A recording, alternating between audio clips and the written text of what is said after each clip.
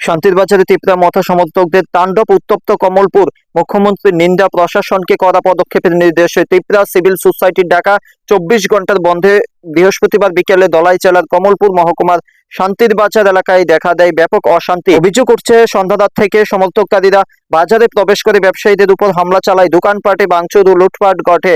এরপর একটি গাড়িতে আগুন ধরিয়ে দেওয়া হয়। আগুন নেভাতে গেলে ফায়ার সার্ভিসের গাড়িতেও হামলা চালানো হয়।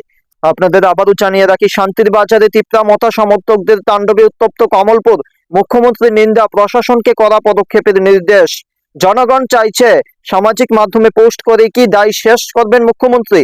রাজ্যের জনগণের দাবি, মুখ্যমন্ত্রী যেন মাঠে নেমে বাস্তব পদক্ষেপ নেন। কারণ এখন মানুষ চাইছে না শুধু বার্তা ও ভিডিও, জনগণ চাইছে অ্যাকশন। সালেমার ভিডিও অভিজিৎ মজুমদার ঘটনাস্থলে পৌঁছলে তার গাড়িতে হামলা করা হয়, গুরুতর আহত হন তিনি। এছাড়া আহত হন আরো অনেকে, যার মধ্যে রয়েছেন ইঞ্জিনিয়ার অনিমেষ সাহা ও স্থানীয় ব্যবসায়ী বিপ্লব দেব সহ অন্যান্যরা।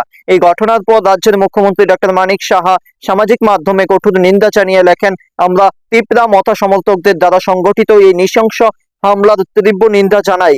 সালেমার ভিডিও অভিজিৎ মজুমদার, ইঞ্জিনিয়ার অনিমেষ সাহা এবং শান্তির বাজার সাধারণ মানুষ নাগরিকদের উপর যে হামলা হয়েছে তা সম্পূর্ণ অগ্রহণযোগ্য। প্রশাসনকে নির্দেশ দেওয়া হয়েছে যাতে এই ঘটনার সঙ্গে যুক্তদের বিরুদ্ধে দ্রুত কঠোর ব্যবস্থা নেওয়া হয়। তবে রাজনৈতিক মহল ও সাধারণ মানুষের প্রশ্ন, সামাজিক মাধ্যমে পোস্ট করে কি দায় শেষ মুখ্যমন্ত্রীর?